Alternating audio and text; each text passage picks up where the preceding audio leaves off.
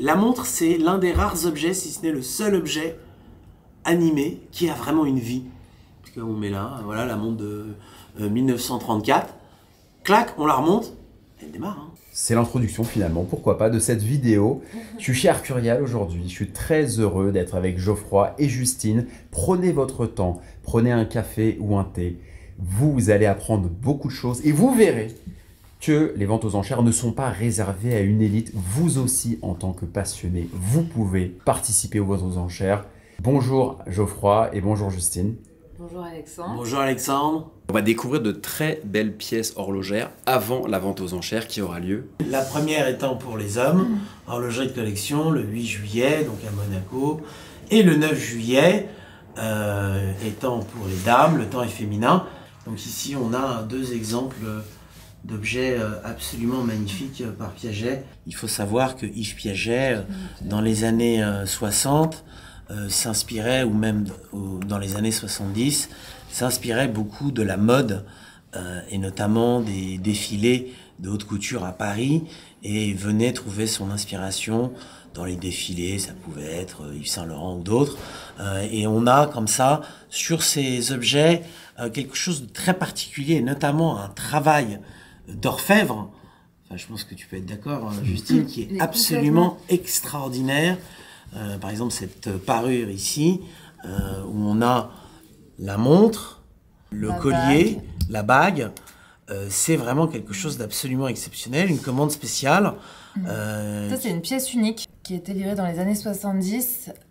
C'est une commande spéciale qui a été exécutée pour un client du Moyen-Orient dans les années 70.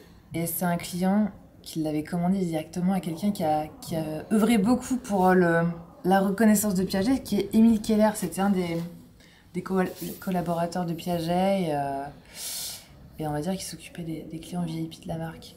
Mais c'est vrai que tu vois, ça c'est intéressant comme pièce parce que tu es à la fois entre de la joaillerie et entre de l'horlogerie. C'est vraiment la rencontre de deux... Ouais, c'est vrai que c'est intéressant. Alors, le mouvement horloger, on le voit pas du tout, il est toujours caché. Mais ce qui se passe, c'est que là, on a aussi tout un travail stylistique. C'est-à-dire, quand on regarde la manière dont est fait le bracelet, l'articulation, c'est quand même un objet absolument merveilleux. Ça se positionne sur le poignet de manière admirable. C'était des objets qui étaient faits le plus souvent à très peu d'exemplaires, voire unique pour celui-ci, sur commande. Donc tout est fait sur mesure. Il y a eu une vraie créativité dans les années 70. Les années 70 étaient des années, on va dire, de vache maigre, entre guillemets, pour l'industrie horlogère suisse. Et c'est vrai que Piaget a développé toute une série de montres qui sont à la fois des objets joailliers et horlogers, absolument extraordinaires. Alors, l'occasion du 150e anniversaire, on s'est dit que c'était bien de pouvoir rendre hommage à cette manufacture horlogère qui a produit des pièces exceptionnelles. Ouais. Et ce qui est intéressant aussi, c'est pas mal que t'en parles peut-être à ta communauté. C'est vrai qu'aujourd'hui, Piaget, quand tu vois les collections actuelles, ce qu'il y a en boutique aujourd'hui, t'as beaucoup de design. En fait, ils revisitent vraiment leur patrimoine, c'est-à-dire que pour créer des nouvelles pièces, ils s'inspirent de ce qu'ils ont fait dans les années 60-70, qui est clairement la période la plus créative chez Piaget. Et en vente aux enchères, tu as cette chance géniale que tu peux faire l'acquisition d'une pièce vintage qui a été faite à très peu d'exemplaires. Donc tu vois, ça c'est une pièce unique.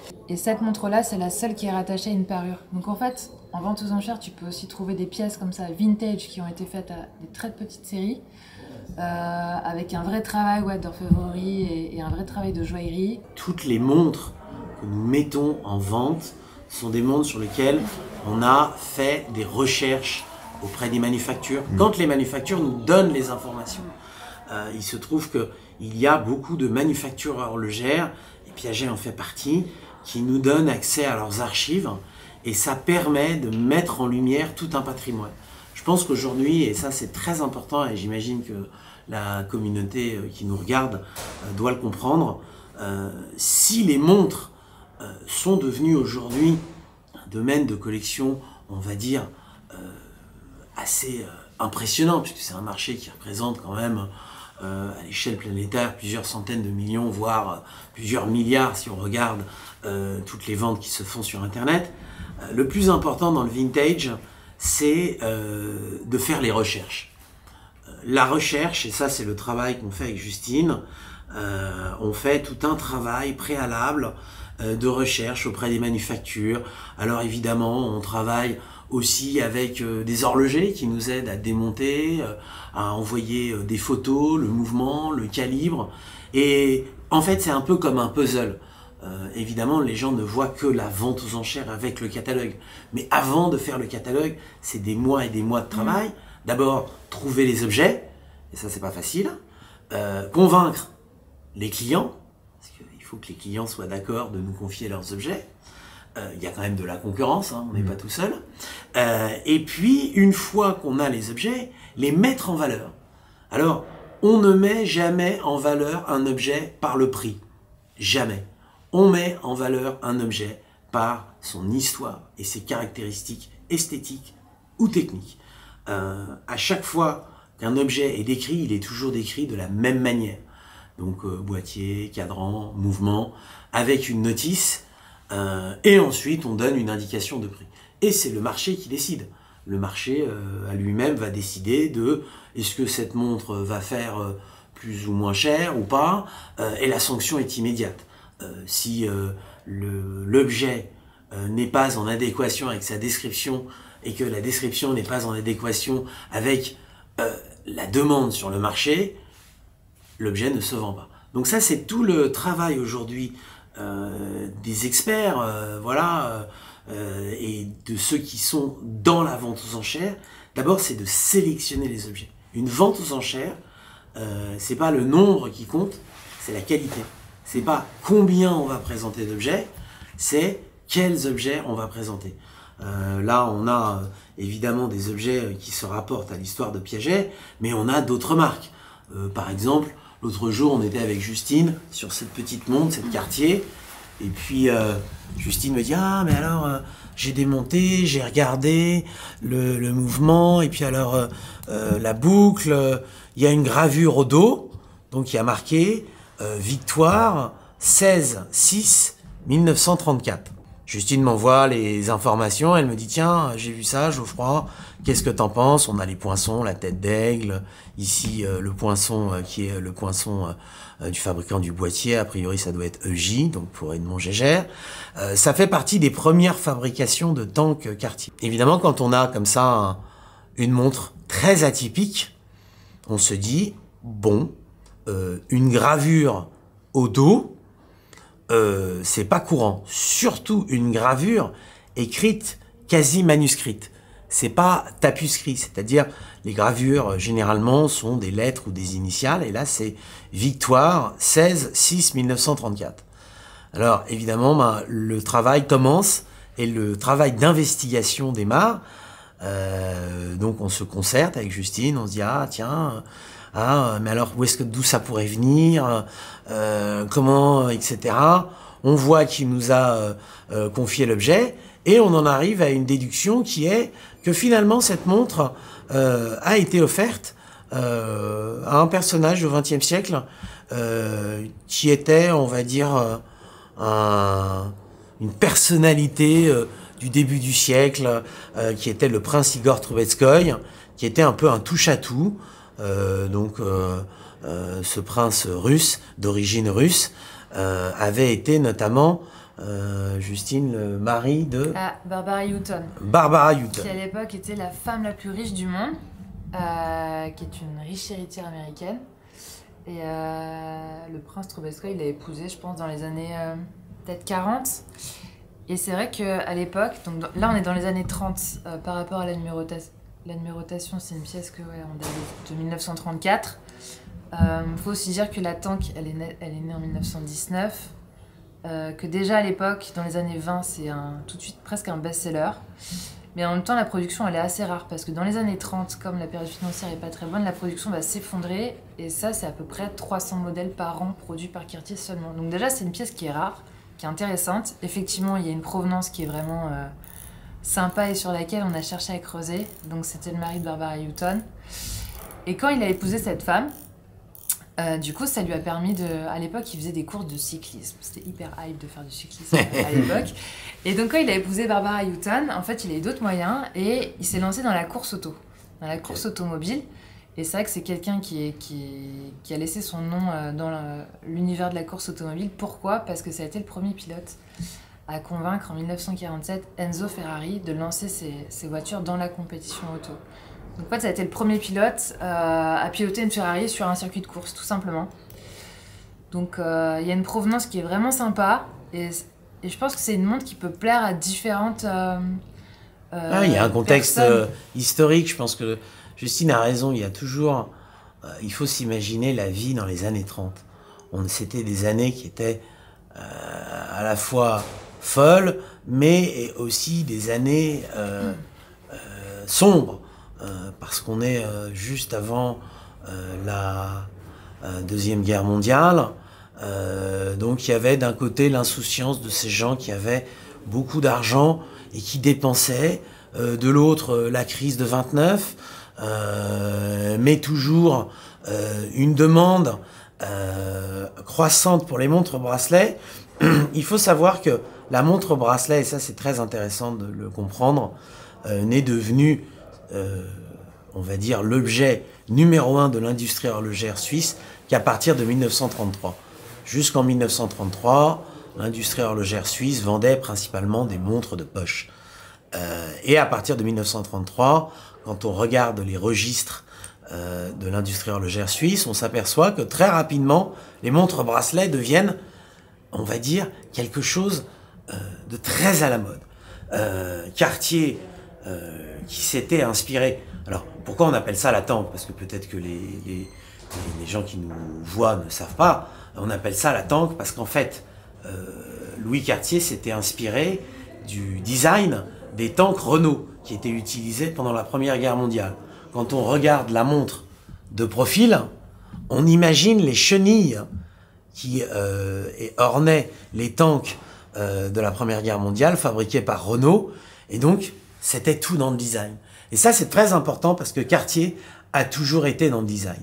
Mais si on parle de Cartier, évidemment, dans le domaine de la montre bracelet, c'est un nom qui reste parce que 1904, c'est le premier dessin de Louis Cartier pour son ami Alberto Santos Dumont pour la fameuse Santos, qui existe encore aujourd'hui. Vous pouvez l'acheter dans chez n'importe quel revendeur Cartier. 1911, c'est la première commercialisation. Mais au XXe siècle, s'il y a une marque qui a vraiment marqué l'univers de la montre bracelet, c'est Rolex. Alors évidemment, bon, ça déchaîne toujours les passions. C'est vrai que cette marque est mythique. Pourquoi elle déchaîne autant les passions, Geoffroy? Je pense qu'elle déchaîne les passions parce que, en fait, c'était la vision au départ d'un homme qui s'appelait Hans Wilsdorf, qui n'a eu de cesse toute sa vie de vouloir promouvoir la montre bracelet. Et tout ce que l'on a aujourd'hui dans une montre bracelet, la montre bracelet telle qu'on la connaît aujourd'hui, qui fait qu'on porte une montre bracelet, a été développé par Rolex. Déjà, il n'y a rien qu'à voir sur le cadran. Il y a ces deux mentions.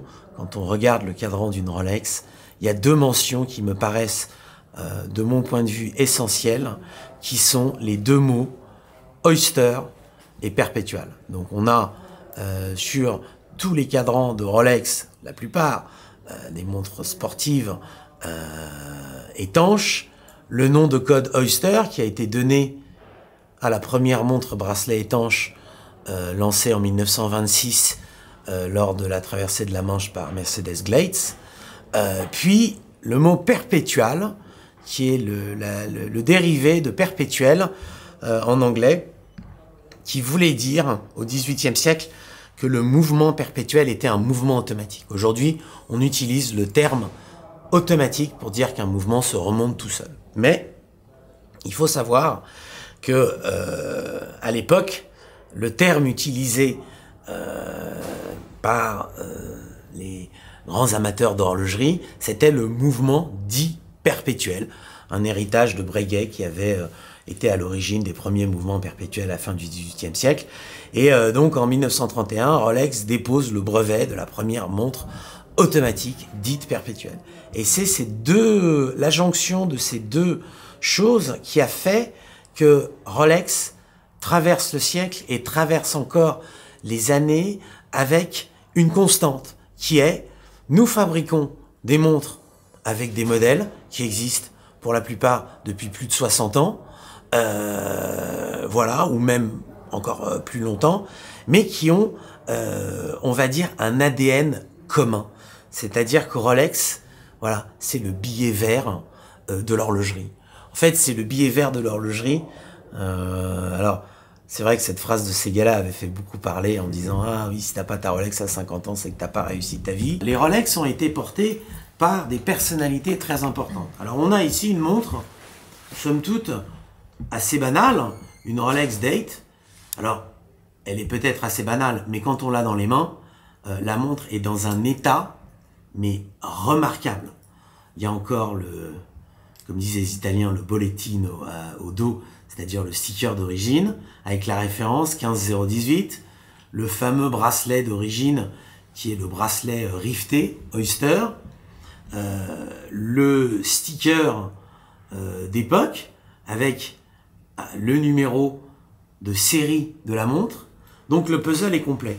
Mais non seulement le puzzle est complet, mais on a aussi une provenance qui, elle, est très importante.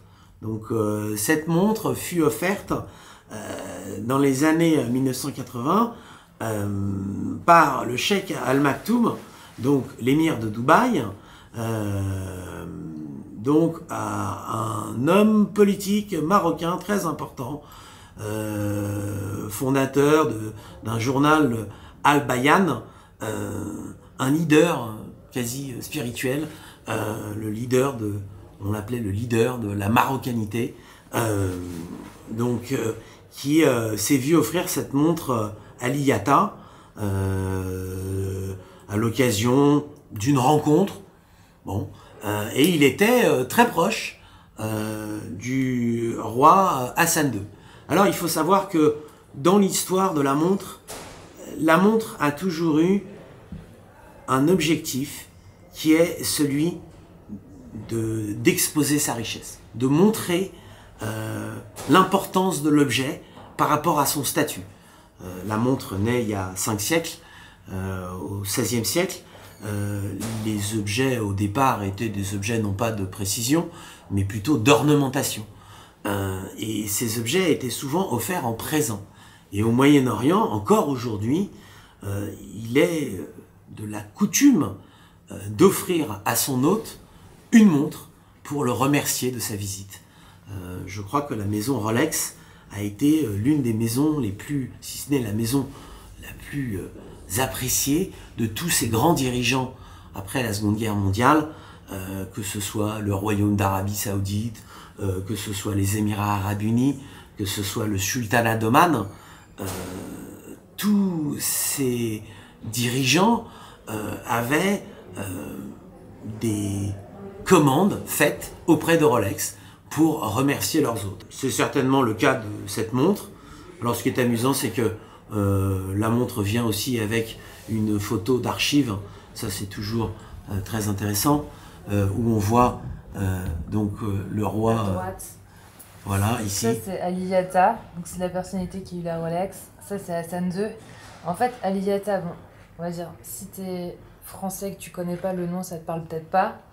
Mais en fait, c'est vrai que dans le Moyen-Orient et enfin surtout au Maroc, c'est quelqu'un qui a lutté pour la souveraineté du Maroc. Il a été exilé plusieurs fois et il a perdu sa nationalité marocaine. Et ensuite, Hassan II lui a redonné la nationalité marocaine, pardon. C'est vraiment une personnalité qui compte dans l'histoire moderne du Maroc. Et en fait, c'est vrai que les montres de Hassan II, parce qu'on en a vendu plusieurs déjà, les montres qui ont été offertes par Hassan II ou offertes à une personnalité d'Hassan II, c'est des choses assez recherchées aujourd'hui.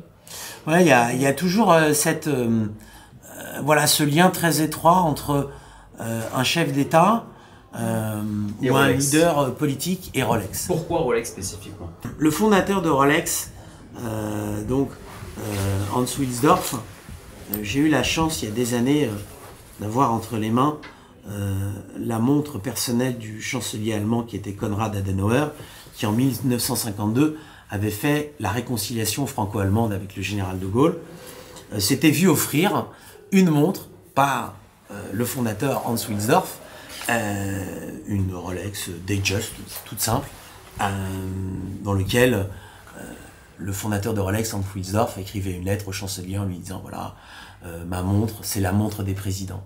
Tout le monde a vu cette publicité, la montre des présidents, cette publicité ultra célèbre de Rolex où on voit, alors peut-être que le public, ça dépend des âges, hein, ne connaît pas, mais on voit la main devant le téléphone rouge qui reliait les États-Unis à Moscou lorsque le monde était divisé en deux. D'un côté, on avait le monde libre représenté par les États-Unis, et puis de l'autre, on avait l'Union soviétique avec tous ces pays satellites qui, jusqu'en 1989, étaient deux États hyper puissants, possédaient la bombe nucléaire, et on voit la photo on imagine, du chef d'État avec la montre, la fameuse Rolex Day-Date, avec le bracelet en or, et on imagine, voilà. Alors vous voyez par exemple, il y a cette montre qui est restée célèbre, la fameuse Rolex que portait Lyndon Johnson lors de son investiture en 1963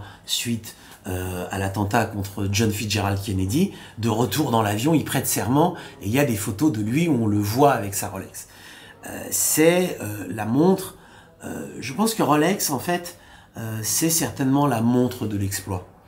Si on regarde le XXe siècle, nombre d'exploits qui ont été réalisés par l'homme l'ont été avec une Rolex au poignet, que ce soit au fond des mers avec Jacques Picard ou James Cameron, ou que ce soit en haut sur le toit du monde avec Sir Edmund Hillary.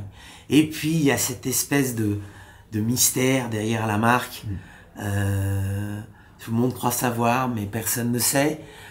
En fait, je pense que le monde de Rolex nous amène à l'humilité. Et il y a toujours cette excellence. C'est-à-dire que l'image que donne cette montre, du grand public, voilà, tout le monde connaît Rolex, n'est pas l'image que l'on en ressent quand on est expert. Et c'est vrai que, voilà, cette montre, quand elle est venue au bureau, avec Justine, on s'est dit waouh, la montre elle est belle quoi. Et là, tu vois, regarde le bracelet, mais il est quasi jamais porté. Généralement, les bracelets sont un peu pliés. Je pense que il y a, voilà, en fait, c'est un peu comme, moi j'appelle ça en anglais une time capsule. C'est-à-dire, c'est une montre qui, voilà, date du début des années 80. On est en 2024. C'est comme si on la trouvait le lendemain où elle a été offerte par le Cheikh Al Maktoum. Elle est dans un état incroyable. Alors oui, la petite histoire dans la grande histoire, en fait c'est ce qui nous fait vibrer, nous les spécialistes. Finalement, voilà, notre rôle à nous, Justine, alors on essaye de le faire le mieux possible, hein, c'est dans une vente aux enchères de rassurer, voilà, d'écrire la montre le mieux possible, et surtout de rassembler. Parce que finalement, la vente aux enchères, c'est quoi? C'est rassembler des gens dans une salle, rassembler des gens sur Internet, parce qu'ils peuvent suivre sur Internet, rassembler des gens au téléphone. Et puis c'est vrai qu'à Monaco, Monaco c'est un endroit magique. Monaco c'est le hub du luxe au niveau européen, même niveau mondial. La ville de Monaco est devenue une place très importante pour les ventes aux enchères de montres. On est aujourd'hui sur une place qui a pris une position prépondérante. Mais la star, c'est toujours la montre. C'est toujours la montre. Nous, on accompagne le mouvement. On fait en sorte que les gens se disent « Ah, bah tiens, la montre est sympa. Ah, mais c'est sympa ce que vous avez. » Mais on accompagne le mouvement. Alors, c'est vrai que chez Rolex, on peut avoir une montre voilà, en or, mais on peut aussi avoir une montre en acier qui vaut plus cher qu'une montre en or. La fameuse Double Red Seedweller, DRSD. J'imagine que tous les spécialistes connaissent voilà, cette référence mythique. 1665. Voilà, un bel exemple. Alors voilà, c'est en fait ce qui fait la force de Rolex, c'est ça. C'est la montre de plongée par excellence. La montre professionnelle, Tool Watch, ouais, le Tool Watch, dans toutes les circonstances. Puis là, on voit la différence. On voit que la montre, elle a été portée. Tu vois, Justine? Ouais, là, voilà, c'est une montre. En fait, Rolex, c'est une montre qui a vécu. Alors, soit on a une montre qui a vécu, ce qui est plutôt bon signe pour une Tool Watch. Hein, parce que après, elle a vécu, mais regarde, le cadran, il est quand même. Ah, le cadran, il est magnifique. Préservé. Voilà, le cadran est très bien préservé. Voilà, il y a. Puis il y a toutes ces petites variantes.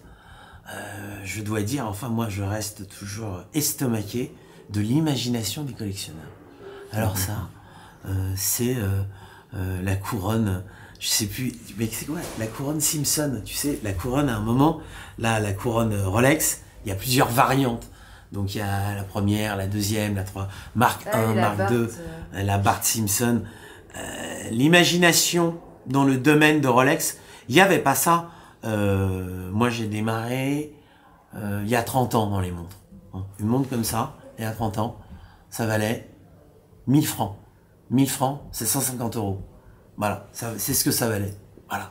Et au début, on était un tout petit nombre. Hein. On était, moi je me souviens, on était un tout petit nombre à dire ah c'est sympa. Je vois là tous les experts qui sont plus ou moins de la même génération. Alors maintenant la deuxième génération chez Justine. Hein. Nous on est déjà voilà un peu de l'autre côté. Les gens me disaient mais vous vendez des montres. C'est qu'est-ce que vous vendez? Bah ouais, aujourd'hui on vend du vintage. Et c'est vrai que c'est fascinant, et ça c'est vraiment absolument génial, et ça c'est grâce à tous les gens qui sont sur YouTube. Le vrai démarrage de la folie des montres, c'est grâce à des gens comme toi. Si on n'avait pas eu Internet, si on n'avait pas eu tous ces nouveaux canaux qui nous permettent de nous exprimer et de parler, on peut parler pendant des heures, hein. On peut passer des heures à discuter du pourquoi, du comment. On n'aurait pas eu cet effet aujourd'hui qui est que la montre est certainement l'objet de collection numéro 1 sur Internet. Tout le monde ne parle que de montres toute la journée. Alors évidemment, il y a des blogs, il y a des gens qui parlent de montres. Mais l'idée, si tu veux, c'est d'essayer pour nous d'avoir des sélections qui sont le plus larges possible. Alors évidemment, quand on parle de Rolex, il faut parler aussi de... On peut parler de celle-ci. Ah, celle-ci. Ah ouais, ça c'est Justine qui va en parler. Elle va en parler. Tu m'en parles de celle-ci. Là, la Beta 21. Ah, ça j'aime bien. Ah, ça Justine, elle aime bien, elle va en parler. Mais ça tu connais. T'aimes bien. Donc mouvement Beta 21, ça c'est une montre assez spéciale dans la production Rolex parce que c'est la première montre à quartz développée par Rolex. Donc elle est équipée d'un mouvement qu'on appelle Beta 21. Le projet Beta 21, c'est un projet qui est né toute fin des années 60 et 70, vraiment c'est là que ça s'est concrétisé. Et c'est un projet qui regroupait 21 manufactures, d'où le nom Beta 21. Donc tu avais Rolex, Patek Philippe, Omega, plein de belles manufactures comme ça suisses. Et l'idée c'était de créer un mouvement quartz capable de concurrencer les mouvements fabriqués par les Japonais. Par les Japonais, il y a eu peu de modèles fabriqués, si je dis pas de bêtises. Effectivement, t'es trop fort. Ça c'est une série limitée, ce qui est hyper rare chez Rolex. En fait son surnom, la référence c'est 5100. Les collectionneurs ils la surnomment la Texano. Il y a eu 1000 pièces au total, déclinées en or jaune et en or blanc. Donc nous, on a un exemplaire en or jaune. Et en or jaune, elle a été faite à 900 exemplaires. Elles sont numérotées d'ailleurs au dos. C'est un numéro juste sur la tranche. Je sais pas si tu le vois. On le voit. C'est le 024. Ouais. Donc 900 exemplaires pour la version or jaune. Et 100 exemplaires seulement pour la version or blanc. C'est fou la forme du boîtier. Ouais, c'est assez massif. Et tu vois le bracelet c'est un aussi, peu futuriste. c'est un peu futuriste. Ah ouais, c'est le design des années 70, tu vois, c'est un truc... il y a eu quand même toute une production dans les années 70 où on faisait des grosses montres. Rolex a fait ça, Patek a fait ça, Omega aussi. Il y avait cette production où les boîtes sont massives. Le mouvement, il est assez imposant, hein, donc il y a une résistance à l'intérieur. À l'époque, une montre à quartz Beta 21... ça valait plus cher qu'une montre à grande complication, calendrier perpétuel de chez Patek Philippe. Hein. Et elle a reçu quel accueil, un succès ou pas tellement? Je crois qu'il y avait... alors, en fait, c'était des années très compliquées, parce que c'était des années pendant lesquelles l'industrie horlogère suisse était en très, très grave difficulté. Certains fabricants ne fabriquaient quasiment plus de montres. Hein. Moi, j'ai rencontré des gens dans l'industrie horlogère suisse qui m'ont dit, des anciens qui disaient, bah, nous, on fabriquait des outils pour les dentistes. C'est fini, quoi. Voilà. Et c'est vrai que ces montres-là ont rencontré, à mon avis, un succès dans un public très aisé, parce que ça valait très cher. Hein. C'était des montres qui valaient très, très cher. Il faut savoir que dans les années 70, on a eu quand même 2 graves crises pétrolières, donc ça n'a pas aidé. Ce qui marchait dans les années 70, c'était Piaget. Pourquoi? Parce que dans les années 70, les principaux clients étaient les clients du Moyen-Orient. Un peu comme aujourd'hui d'ailleurs, les clients du Moyen-Orient sont très importants dans le domaine des montres. Et voilà, les gens voulaient des objets un peu ostentatoires. On ne sait pas exactement si ces objets ont rencontré un accueil favorable ou défavorable. Tout ce que je peux dire, c'est que si on rentrait dans la boutique pour acheter cette montre-là ou celle-ci, ces deux-là, là, la montre valait 1 et là, la montre valait 10. Mais là, t'es dans les mêmes années. Alors que là, aujourd'hui, on est plus ou moins sur la même tranche de prix. Là, on est sur une estimation entre 20 000 et 30 000 pour chacune. Donc ça, c'est très intéressant de voir que les montres traversent les époques. Bon, normalement, si on se fie au prix de l'époque, voilà, cette montre devrait valoir aujourd'hui beaucoup plus.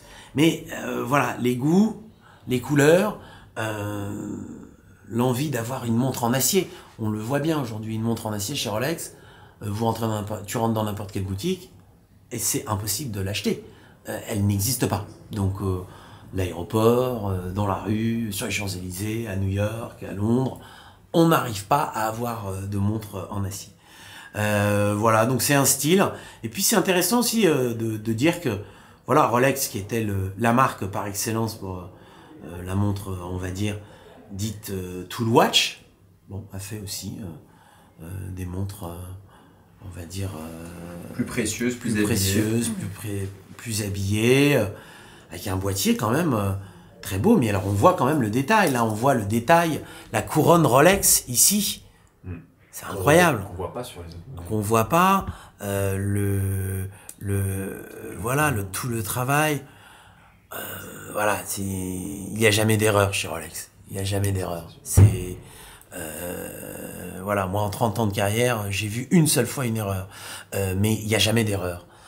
Les erreurs n'arrivent pas. Alors peut-être qu'il peut y avoir un jour quelque chose qui n'est pas bien positionné, mais le contrôle qualité est exceptionnel. Alors évidemment, il y a Rolex, mais il y a aussi dans le domaine de l'exceptionnel, Patek Philippe. On va prendre cette montre-là, Justine, qui est absolument merveilleuse. C'est assez rare de voir des montres squelettes chez Patek Philippe. Très rare même. On n'en voit que très peu. Celle-ci, Justine. Celle-ci, elle est sympa parce que justement, tu vois, donc c'est un squelette, c'est hyper élégant, super sobre et en fait, elle est assez intéressante dans la production Patek Philippe parce que ça, c'est le premier modèle squelette avec mouvement automatique. Ouais, sur micro-rotor. Ouais. On voit d'ailleurs ici la petite partie qui bouge. Normalement, le rotor, il est toujours plein. Si on regarde le rotor et qu'on compare par rapport à un modèle standard, par exemple cette Breguet, on voit la différence. Qu'est-ce que c'est qu'un micro-rotor? Ici, on a un rotor qui est plein, qui fait quasiment toute la platine, et là, on a un petit rotor. On appelle ça le micro-rotor. Donc, ça avait été développé d'ailleurs dans les années 60 aussi par d'autres marques. Universal avait utilisé le micro-rotor. Voilà, mais sur cette montre, on a tout ce qui fait le squelette, c'est-à-dire ce travail sur la platine du mouvement qui est absolument extraordinaire. On voit d'ailleurs comment fonctionne le mouvement. c'est toujours intéressant d'expliquer aux gens comment fonctionne un mouvement de montre. Dans un mouvement de montre, il y a 3 forces. Il y a ici ce qu'on appelle la force motrice. Donc on le voit, c'est un ressort qui est dans un barillet, ça ressemble à une boîte de conserve. Là en l'occurrence, le barillet, il est spécifique puisqu'il représente la croix de Calatrava. Donc lorsque je remonte le mouvement, le ressort se tend. Et évidemment, on a tous les rouages qui sont visibles ici au dos.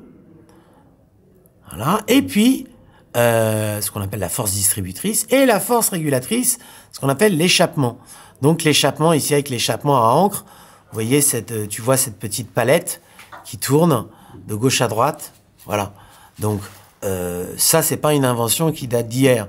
Ça, c'est une invention qui date du XVIIIe siècle, mais qui a été perfectionnée et qui est utilisée aujourd'hui sur toutes les montres bracelets, y compris celles qui possèdent le fameux échappement qui a été développé par George Daniels, dit coaxial, des montres Omega, qui symbolise à la fois l'art joaillier, avec tout ce travail d'incision sur la platine, et puis l'art horloger. Donc voilà, et on pourrait terminer alors ce petit voyage il y en a plein encore dans l'univers des montres, mais je sais, il y en a plein, mais avec cette Breguet. Alors ça, c'est intéressant. Voilà une marque, plutôt une maison horlogère qui existe voilà, depuis près de 250 ans. L'année prochaine, on va célébrer le 250e anniversaire de la maison Breguet, qui a été fondée par Abraham Louis Breguet. Ce qui fait la quintessence de cette maison horlogère, dont on dit que le fondateur Abraham Louis Breguet était le roi des horlogers et l'horloger des rois, avec à la fois ce cadran guilloché, ces aiguilles qui, lorsqu'on les retrouve sur des montres diverses et variées, on les dénomme de style Breguet. Et puis cette carrure typique de Breguet, ce qu'on appelle la carrure cannelée, un mouvement squeletté, calendrier perpétuel, une vraie merveille, une véritable œuvre d'art. Alors oui, aujourd'hui c'est certainement à mon avis l'une des marques qu'il faut le plus surveiller. Je pense que en 2025, donc on célébrera les 250 ans de Breguet. Il va se passer quelque chose sur Breguet. Voilà, Breguet est une marque tellement importante dans l'histoire de l'horlogerie que oui, si on devait s'intéresser à un challenger, là on parlait d'Audemars Piguet qui est devenu, on va dire, la 3e derrière Rolex et Patek Philippe, il faut s'intéresser aussi à Breguet. Qu'est-ce qui manque à Breguet, selon toi, pour plaire aux plus jeunes? Il manque... du marketing? Je sais pas ce qui manque. En fait, il manque peut-être qu'on en parle un peu plus, nous, les uns les autres, qu'on mette en avant cette marque.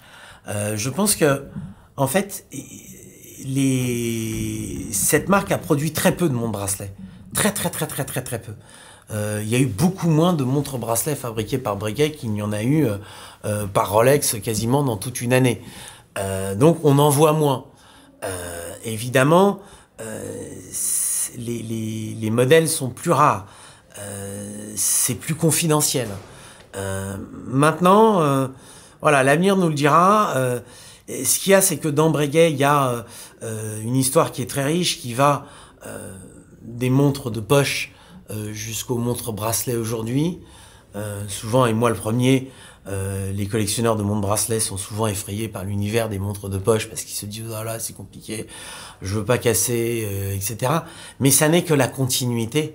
Il faut bien comprendre que dans l'univers de l'horlogerie, il y a toujours ce système de continuité. C'est-à-dire, l'horlogerie repose, en tout cas l'univers des montres depuis 5 siècles, repose sur 2 piliers, la tradition et l'innovation. La tradition, les montres sont faites toutes plus ou moins de la même manière, mais avec des designs différents. L'innovation, c'est voilà, le design, la manière dont sont faites les montres, Et évidemment, peut-être le marketing, mais le marketing, ça fait pas tout. Moi, je pense que dans le domaine du marketing, la vente aux enchères en elle-même est aussi un vecteur de marketing. Évidemment, les prix records pour les Rolex et les Patek Philippe influent sur l'inconscient des uns et des autres. Sur l'attrait de ces marques pour le grand public. Voilà, pour le grand public. Alors, on a eu... alors moi, je pense que Breguet va revenir parce qu'on a eu 3 ans de spéculation effrénée qui ont été des années extraordinaires. Hein. Post-Covid, on vendait des montres comme on vendait une baguette de pain. Hein. Tout le monde voulait acheter une montre, etc. De vente en vente. Et puis, on a eu un ralentissement, on a eu une baisse des prix. Et aujourd'hui, on est sur un marché de collectionneurs. Et je pense que dans un marché de collectionneurs, oui, une marque comme Breguet peut émerger. Voilà. Voilà. Alors moi, j'aime cette marque. Je trouve que cette marque est formidable. On véhicule aussi les tendances et les modes. Bon, moi, j'ai quand même le souvenir, et c'était il n'y a pas si longtemps que ça, hein, des Nautilus vintage, où quand on en mettait une en vente, on tremblait. Et on se disait, est-ce qu'on va la vendre? Je pense qu'en fait, il y a eu une accélération, en tout cas dans le domaine des montres, post-Covid phénoménale. Il n'y a jamais eu autant de blogs, de chaînes YouTube, tout le monde parle de montres, etc. C'est devenu un écosystème qui est fun. Mais la montre a toujours été fun. Et c'est aussi pour ça, moi je dis souvent, les collectionneurs de montres sont fun et Pepsi. Bah, en fait, ouais, c'est ça. C'est ça qu'il faut à une marque. Il faut que ce soit fun et Pepsi. Et c'est vrai que, voilà, Audemars Piguet a réussi ces dernières années à avoir ce côté fun et Pepsi. Ils ont surfé sur la vague du fun et Pepsi. Et en même temps, ils avaient un dirigeant qui était lui aussi haut en couleur. Et ils ont introduit une dimension historique en faisant leur musée.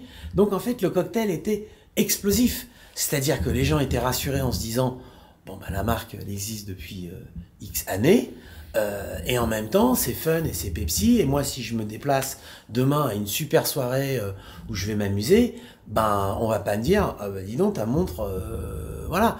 Donc, moi, je pense qu'il y a toujours ce côté, dans les montres, je vais pas paraître le vieux de service, quoi, mais il y a toujours eu ce côté fun. Toujours, toujours, toujours. Et c'est vrai que le fun, bah, les gens, ils ont envie de s'amuser. Et c'est vrai que Piaget, aujourd'hui, pourquoi ça marche? Bah, parce que c'est fun. Une jeune femme se dit, bah, tiens, moi, je veux un objet qui ne ressemble pas à celui de ma voisine. Tiens, moi, je vais prendre ce collier Piaget. Chez Piaget, c'est pas du tout la même chose qu'en vente aux enchères. Les prix sont totalement décorrélés. Donc, évidemment, alors, on peut se dire, oui, l'objet en lui-même, est-ce que il vaut vraiment ce prix-là? Mais le prix n'est jamais la cause, mais que la conséquence du travail qui est fait par les experts pour expliquer ce qu'on vend. On vend pas un prix, on vend une montre. Et la star, c'est la montre. Nous, on est juste là pour expliquer, essayer de pas faire trop d'erreurs, hein, rester humble, parce que ce qu'il faut, c'est surtout rester humble, parce qu'on peut toujours avoir des choses qui vont ou qui ne vont pas. Et là, l'idée, et je pense que c'est sympa de parler de ça, le côté fun et Pepsi, c'est ce qui marche dans les montres. Les gens, ils veulent pas se prendre la tête. Ils veulent pas se dire, ah non, mais oui, il y a ci, il y a ça. Si c'est pour se balader avec son petit chiffon et commencer à sticker sa montre, ça le fait pas. Le type, il a sa montre, il veut exhiber sa montre, il est avec sa copine. Il faut que ce soit sympathique. Il y a des spécialités du marché de l'art qui disparaissent parce qu'en fait, il n'y a pas de nouvelle génération. L'obsession, c'est d'avoir des jeunes. Des jeunes. Et les jeunes. C'est pour ça que je viens. Et voilà. Les jeunes, en fait, ils viennent si c'est fun et Pepsi. Si c'est chiant, les jeunes, ils font autre chose. Ça, ils s'intéressent pas. Je disais à Justine, voilà, j'ai engagé un jeune, là, il adore les montres, il connaît tout sur les montres. Ouais, c'est fun. Et on discute, on apprend des choses, on se dit, tiens, ouais, moi, je vois pas les choses de la même manière. J'ai peut-être pas cette appréciation. Et oui, c'est vrai que quand on parle d'une marque ou d'une autre, ben, celles qui fonctionnent, elles sont Fun et Pepsi. Ça, c'est certain. Vous qui regardez cette vidéo, vous pouvez participer aux ventes aux enchères. Vous allez sur le site d'Arcurial. Je vais mettre le lien en description. Ouais. Vous vous inscrivez et vous pouvez vous rendre physiquement à Monaco en l'occurrence pour assister à la vente aux enchères. Vous pouvez le faire également en ligne ou par téléphone. C'est ça. T'as tout compris. Mais vous pouvez venir, hein, c'est sympa. Hein. Si c'est ça, les ventes aux enchères, c'est des ventes publiques, ça veut dire que c'est accessible. Ouais, c'est vente À aux tout enchères le monde. publiques. Tout le monde peut rentrer. Tout le monde peut C'est-à-dire que les gens viennent, ça se passe à l'hôtel Hermitage, à Monte-Carlo. Les ventes aux enchères sont des ventes publiques. Mais le plus important à dire, c'est que évidemment, avant une vente aux enchères, tous les objets sont présentés. Donc il y a une exposition 2-3 jours avant la vente. Tu peux venir, tu vois toutes les pièces, tu rencontres les experts, les spécialistes, tu as des questions à poser, on t'explique pourquoi cette référence elle est intéressante, ou c'est quoi la référence entre, je sais pas, un 62-63 et un 62-65. Et en fait, voilà, tu regardes les objets, tu peux essayer les montres, tu prends de l'info. Et le jour de la vente, bah effectivement, tu peux enchérir de plusieurs manières. Soit tu es présent en salle, donc voilà, tu vas enchérir et Geoffroy va diriger la vente. Soit tu es avec nous en salle de vente, soit tu peux pas être là, mais du coup tu vas enchérir par téléphone. Du coup, ce qu'on appelle tu demandes une ligne téléphonique tout simplement. Il y a un collaborateur de la maison qui va porter tes enchères pendant la vente. Ou alors tu peux aussi laisser ce qu'on appelle un ordre d'achat, c'est-à-dire que tu peux pas être présent, mais tu vas laisser des instructions. Et donc il y a quelqu'un dans la salle qui va défendre tes enchères. Ou alors, évidemment, tu peux enchérir en live. Donc, tu es un petit peu avec nous, mais sur Internet. Profitez-en parce que contrairement à une idée reçue, il y a des montres qui sont accessibles dès quelques milliers d'euros. Si vous vous intéressez à l'horlogerie, vous pouvez les acheter aux enchères. C'est un autre canal d'acquisition. Ouais, c'est pas la même expérience non plus. Et il y a une vraie expérience aussi. Ça, c'est important. Ça, il faut qu'on le dise. Attends, ça, on va le dire. Mais ça, il faut en parler parce que c'est les questions qu'on pose. L'expérience, le principe même des enchères, c'est d'offrir une expérience aux gens. Je le vois, quand on fait cette vente, c'est un travail d'équipe, on est tous ensemble. Donc en fait, c'est l'aboutissement de 6 mois de travail. Voilà, puisqu'on en fait 2 par an, en janvier, en décembre. Et c'est toujours une fête. Voilà. La vente aux enchères, il faut que ce soit vu comme une fête. C'est-à-dire, les gens viennent, les gens posent des questions. Elle a raison, Justine. Les gens viennent nous voir, ils nous posent des questions, ils nous apprennent des choses. On a toujours, à l'occasion d'une exposition, un collectionneur qui vient, qui dit « Ah ouais, mais alors attendez, il faut que je vous dise, parce que moi, ça, le modèle, etc., je sais. » Voilà. Donc, l'humilité, ça, c'est la règle d'or. C'est-à-dire, accueillir les gens, leur dire « Bah écoutez, vous venez, c'est public, vous avez la possibilité de voir les montres pendant, je crois, c'est 2 jours avant la vente, 3 jours avant la vente, 2-3 jours. C'est le week-end. Donc là, ce sera le week-end du 6 et du 7, avec exposition le matin du 8. Et la vente sera le soir. Et puis, la vente est le soir. Alors, nous, ce qu'on fait, et ça, c'est un leitmotiv chez Arcurial, en fait, on a rétréci le format. C'est-à-dire que la problématique aujourd'hui, c'est que on ne peut pas retenir des gens dans une salle plus de 2h30 à 3h. C'est-à-dire qu'au bout de 2h30, les gens, ils sont avec leur téléphone portable, ils sont là, etc. Donc c'est un moment assez intense, c'est une expérience, c'est plutôt sympa. On a à chaque fois des batailles d'enchères, mais c'est plutôt jovial. C'est un peu comme... voilà, dans la cour d'école, où les gens viennent, etc. Vous pouvez venir à la vente aux enchères en basket, vous pouvez venir, il y a des gens qui viennent, on a même eu une année. C'est sympa. Qu'est-ce que tu vas raconter? On a même eu une année, c'est à l'hôtel Hermitage. Ah, c'était génial. Donc on démarre la vente, et à un moment, Justine me dit, ah mais regarde. Et là, je vois au fond de la salle, un mec qui sortait du sauna, il était en peignoir et en chaussons. Ah bah le type, il a acheté, je sais pas, 3 ou 4 lots. Il était super content. Il était content, il était là. Il est sorti du sauna, il s'est dit, tiens, je vais me faire plaisir.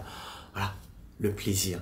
C'est-à-dire, c'est pour ça que je reviens toujours sur le côté Fun et Pepsi, le plaisir. On n'est pas là pour que les gens s'ennuient, on est là pour que les gens s'amusent.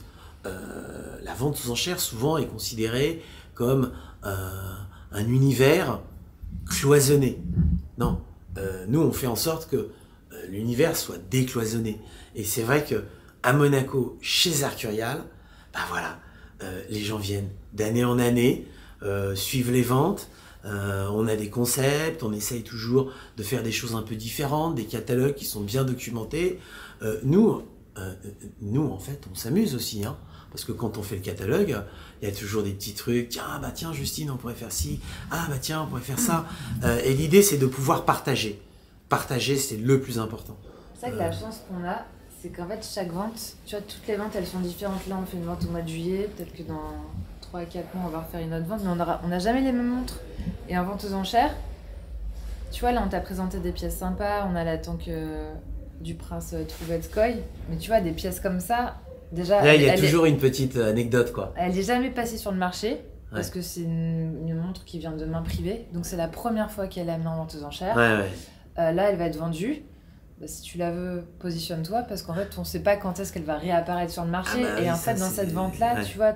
C'est un one-off, quoi. On a 60 pièces, mais que des choses vraiment... Ouais, puis c'est des choses sympas, voilà, des belles références. Ou alors la plupart du temps, les gens qui viennent nous confier des montres sont des gens, voilà, soit qui ont trouvé cette montre dans un tiroir, soit des gens qui sont des collectionneurs, qui se disent « Bon, ben voilà, moi je veux vendre ma montre, mais c'est plutôt sympa. » On a aussi beaucoup de gens qui viennent et qui nous disent, on avait eu ça il y a quelques années, « Ah non, mais moi je vends ma collection, mais alors je vais venir à Monaco, je veux voir. » Et c'est en fait, souvent les collectionneurs de montres nous disent ouais, ok, moi j'ai plein de montres, mais ce qui me manque, c'est l'expérience. Alors oui, s'il y a une expérience, c'est bien la vente aux enchères. Et oui, à Monaco, c'est une expérience accessible à tous. Les prix, ça va de 1000 € jusqu'à 100 000 €. Comme dans toutes les ventes aux enchères, il y a une commission acheteur. Bon, lorsque le marteau tombe, voilà, il y a une commission. Moi, en tant qu'acheteur, si par exemple j'achète une montre à 20 000, combien ça me coûte? Eh ben 20 000, 26 000 avec les frais. Ok. Voilà. Donc ça, c'est important, 30%. Ça, c'est important parce que en fait, cette commission, elle justifie l'événement. C'est ça, en fait, c'est cet événement. On crée un événement ex nihilo. Ça justifie l'expérience, la sélection, l'expertise, etc. Ouais, parce que quand tu achètes en vente aux enchères, c'est ça aussi. Il y a l'expertise. Tu as une garantie sur ce que tu achètes. Voilà. Alors, pas une garantie de fonctionnement, mais une garantie d'authenticité. Une garantie d'authenticité. Voilà. Et puis quand tu as des pièces avec la provenance, nous on s'engage sur la provenance, on a fait des recherches, quand les pièces sont documentées ou qu'elles ont une histoire. Voilà, en fait, on fait tout un... en fait, la vente aux enchères, c'est la petite histoire dans la grande histoire. C'est toujours la même chose. On va prendre une montre, là par exemple, cette Cartier, voilà, on l'a démontée, on l'a regardée, etc. Et pourquoi, et comment. Et puis on en est arrivé à la conclusion, je dis à Justine, mais non, mais ça doit être une montre qui doit avoir quelque chose. Alors on va appeler, on va demander des informations, etc. C'est un peu un travail de Sherlock Holmes. Mais encore une fois, faut-il pouvoir le justifier? Donc nous, on fait toujours en sorte de donner des informations qui sont justifiables. D'où l'idée de consulter les manufactures. Piaget nous ouvre leur livre en nous disant « Cette montre, commande unique ». Bon, voilà, ils nous envoient un mail, ils nous confirment.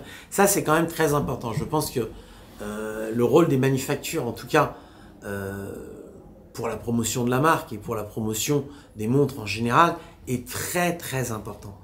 Parce que plus on aura d'informations de la part des manufactures, mieux on pourra documenter et garantir les montres aux acheteurs.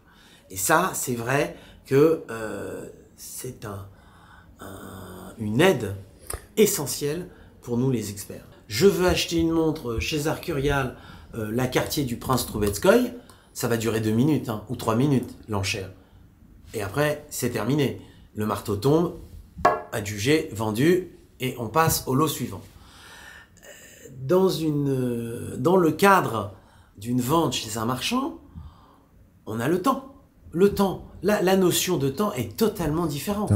On vient, on s'assied, on regarde, on pose des questions. Alors, oui, Justine a raison quand elle dit les gens peuvent venir Mais le jour de la vente, en fait, il y a deux réflexes diamétralement opposés entre acheter une montre en vente aux enchères et acheter une montre chez un marchand. Et tu vas voir, tu vas tout de suite comprendre. Lorsque l'on rentre dans une salle de vente, on se dit, est-ce que je vais avoir la montre? Voilà. Voilà. Alors chez un marchand, alors chez un marchand, la montre, elle est là. La montre, elle est là. C'est pas, est-ce que je vais avoir la montre, mais combien va me coûter la montre? Parce que je vais pouvoir négocier à la baisse. Il y a pas chez le marchand l'émulation de... Mais l'émulation est dans le sens inverse. Ouais. Le premier réflexe d'un acheteur chez un marchand, quel est votre meilleur prix? Bon, dans une vente sans enchères, c'est pas quel est votre meilleur prix. Quel est, selon vous, le prix final? Il y a cet inconnu qui existe. Et cet inconnu, il existe. Et donc, je sais, j'ai essayé à un moment de travailler pour un marchand. J'y arrivais pas parce que, en fait, ce qui nous entraîne, c'est justement cet inconnu. C'est cet inconnu qui fait que combien ça va faire au final. Là, la fameuse Cartier, on l'a estimé, je crois, 2 000 €, 3 000 €. Combien elle va faire au final? Peut-être 10 000, peut-être 5 000, peut-être... etc.